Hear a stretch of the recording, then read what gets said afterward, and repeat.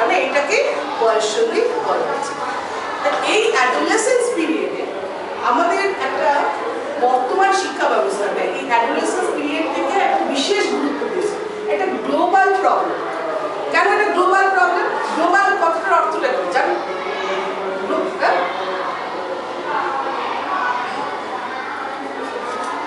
Global warming হচ্ছে, carbon dioxide বেশি হয়ে গেলে তার মানেটা কি, কথাটার অর্থটা কি বলতে হবে, কিছু বলতে হবে, ভুল খারাপ যাই বলতে হবে। জানো না বলেই তো স্কুলে এসছো, জানলে তো স্কুলে আসতে না, তাতে বলা না বলতে পারার কিছু অন্যায় নেই। বলো, সে সামথিং, কিছু বলো গ্লোবাল কথাটার অর্থটা কি? হ্যাঁ বলো না, গ্লোবাল কথাটা ফাস্ট, নট পরিবেশ। গ্লোবাল ওয়ার্মিং মানে পরিবেশ দূষিত হয়ে যাবে, গরম হয়ে যাচ্ছে। দ্যাট মিনস কার্বন ডাইঅক্সাইড যখন বেড়ে যাচ্ছে, তার মানে কি বাতাসের অ্যাটমসফিয়ারটা গরম হয়ে যাচ্ছে, সেটা পরিবেশ দূষণ করছে। তার সাথে সেটা আর একটা গ্লোবাল ইস্যু মানে একটা সারা বিশ্বে জুড়ে একটা বিশ্বের প্রবলেম অ্যাডোলেসেন্স পিরিয়ড। ওকে, সেই যে সমস্যা, সেই সমস্যাটার উপর বেস করে বর্তমান শিক্ষা ব্যবস্থায় যেহেতু অ্যাডোলেসেন্সটা স্টার্ট হয় teenage, that means it started from class 8 to মানে 12 টু 19, 13 টু 19। 13 টু 19 মিন যখন কলেজে পড়বে, 12 পাস করে যাবে, তখন সেটা শেষ হয়ে যাচ্ছে। আর স্টার্টিং মিনস ক্লাস 8 থেকে। তাহলে এই পিরিয়ডটাই তোমরা শিশু অবস্থা থেকে মানে যে স্টার্টিং হচ্ছে সেটা তোমাদের এই স্কুল পিরিয়ডে থাকছে। তার মানে স্কুল পড়ুয়াদের এটা জানা উচিত জিনিসটা কি কি হয়, কি ব্যাপার, কি প্রবলেম। ইউ শুড অ্যাওয়ার মানে কি সচেতন, তাই তো? অ্যাওয়ারনেস মানে কি সচেতন। আচ্ছা, তুমি এদিকে এসো, প্লিজ কাম। আর এনিওয়ান প্লিজ কাম। কিছুটা বলতে হবে তো, কিছু কথা। আচ্ছা, তুমি বলো এই যে তোমার এখন কোন ক্লাস? 9। তাহলে এই 9-এ উঠে তার মানে তুমি কি এখন মানে অ্যাডোলেসেন্সের মধ্যে, বয়সের মধ্যে পড়ে গেছো। তোমার এখানে বলো কি কি ফিচার, বলো ক্যারেক্টারিস্টিক ফিচার, চারিত্রিক বৈশিষ্ট্য কি কি বলো, কি কি হয়, কি কি ফিচারসগুলো আমরা লক্ষ্য করতে পারি। একটা দুটো এনে যে কেউ বলতে পারো, একটা দুটো পয়েন্টস কিরকম লক্ষণ দেয়। ক্যারেক্টারিস্টিক ফিচার মানে চারিত্রিক বৈশিষ্ট্য। তুমি আমি কি অ্যাডাল্ট? তো অ্যাডাল্ট মিনস তুমি এখন অ্যাডাল্ট হওনি, তো তোমার আর আমার মধ্যে কি ডিফারেন্স আছে? বেসিক চিন্তাধারা দেবে, তোমার আর আমার মধ্যে কি ডিফারেন্সটা আছে? ধরো তুমি আর আমি একই 6 মাস একই আর আছি, কি ডিফারেন্স থাকে? ফার্স্ট হচ্ছে মেমোরি। তুমি একবারে একটা কবিতা মুখস্থ করে দেবো, পারবো কি? হ্যাঁ, am I right? That means adolescence period short memory. আর কি ডিফারেন্স? Any other? বলো না, ভুলই বলো না, তাতে কি আছে? Say something. Otherwise it is quite difficult. Unidirectional. না আমি বলবো, ওটা বলো, হ্যাঁ বলো। আর কি বলো? ফিজিক্যাল চেঞ্জ, মানে ফিজিক গ্রোথ, শারীরিক বৃদ্ধি। তোমার কি র্যাপিড গ্রোথ? র্যাপিড মানে কি তাড়াতাড়ি। তুমি এখন যা আছো 6 মাস পরে তোমার একটু চেঞ্জ হবে, একটু লম্বা হবে, একটু মানে একটু গ্রোথ হবে, ফ্রেশ হবে বডিটা। কিন্তু আমার কি গ্রোথ হবে না, আমি যেই আছি সেই আছে, বুঝলি? তাই তো?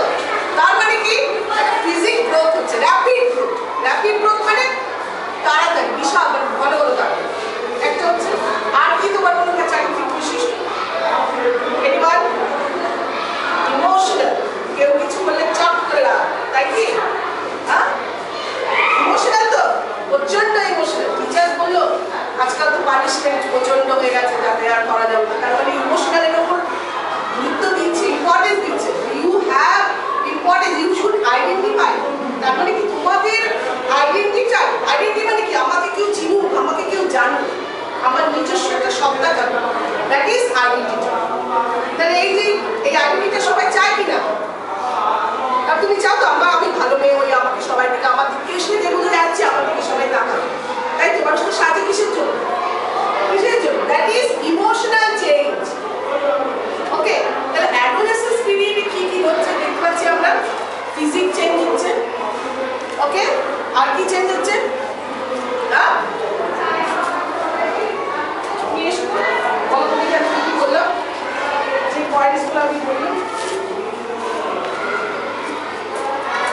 কি বললাম, বলো কি বললাম, কি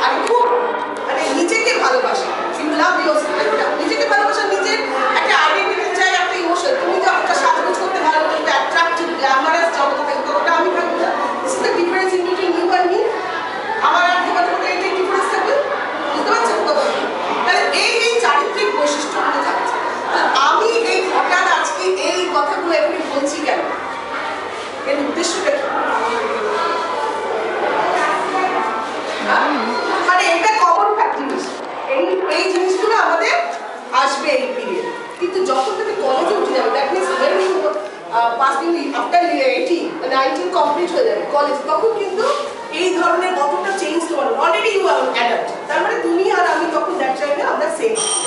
ওকে, আচ্ছা আরেকটা জিনিস, এই যে তাহলে এই প্রোগ্রামটা করার উদ্দেশ্যটা কি, অ্যাওয়ারনেস কথাটার মানেটা কি তুমি বলো তো? অ্যাওয়ারনেস কথাটার মানে কি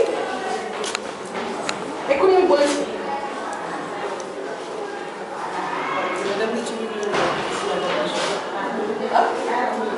সচেতনতা, সচেতনতা বলতে কি বোঝায়?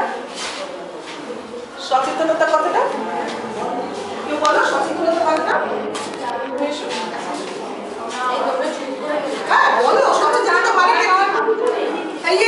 সাবধান, সাবধানতা মানে যেটাকে আমাদের যেটা স্বাভাবিক সেটাকে ভয় পেয়ে লাভ, এটা সাবধানতা, বি কশাস। যে জিনিসটা মানে এটা একটা কমন ফ্যাক্টর, এই যে সিমটমস গুলো বললাম এর আবার তিনটে ভাগ আছে, একটা আর্লি, একটা মিডল, একটা late. Early mean when you start in class 8, that is early stage, তখন দুরন্ত হয়ে যায়, তখন কি রেস্টলেস, রেস্টলেস মানে কি দুরন্ত, হ্যাঁ বিশ্রাম নেই, মানে সবসময় অবিরাম কোনো কাজ করতে থাকে। ক্লাস 8 এ যেটা করতে সেই পরিস্থিতিতে আর নেই, that means you are in middle stage. Okay, 8 হচ্ছে early, middle you are, and যখন কলেজে 12 তখন next stage, next stage of বয়সসন্ধি মানে adolescence period. am I clear? আমি ভালো করে বুঝাতে পেরেছি কিনা? এবার অ্যাওয়ারনেস এর সাবধানতা কিভাবে আমরা সাবধান হব, এবার প্রশ্নটা আছে। কেউ বলো তো দেখি, একটা দুটো কোশ্চেন বলো, বা হাতটাও কেউ বলতে পারবে, আমি তাকে জিজ্ঞেস করছি। দু চারটা কথা বলো, কি বোঝাচ্ছে, ভুলই বলো না, বলতে পারলে তো হবে না, ইন্টারাকশন না করলে হবে না, নিজের ভয়কে কাটাতে হবে বাবা। বলো, ইউ ক্যান ডু, তোমাদের মধ্যে অনেক পটেনশিয়ালিটি আছে, ভয় তো কাটাতে হবে। বলো বলো, কি করে সাবধানতা হবে? পজিটিভ দিক, আমাদের যে কোনো দিকেরই পজিটিভ দিকটা যেতে হবে। তার মানে এই যে এখনকার পেরেন্টস আর আমাদের পেরেন্টস এর মধ্যে অনেক ডিফারেন্স আছে।